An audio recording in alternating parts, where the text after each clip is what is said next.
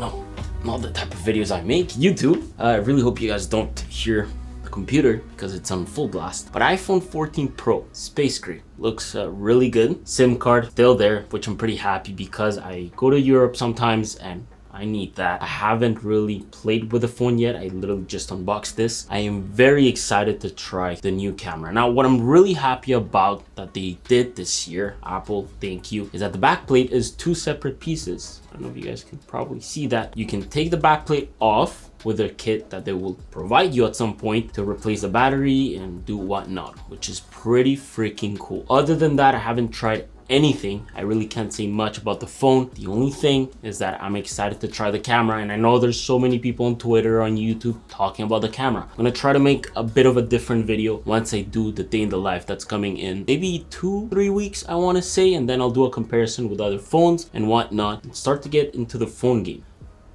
I really want USB-C, and I know it's gonna happen because Europe countries are already making that mandatory, but I really want that Apple. I know lightning cables is good and everything and it's your patent, but I want USB-C. We've also got the new notch. I don't know if you guys can see that.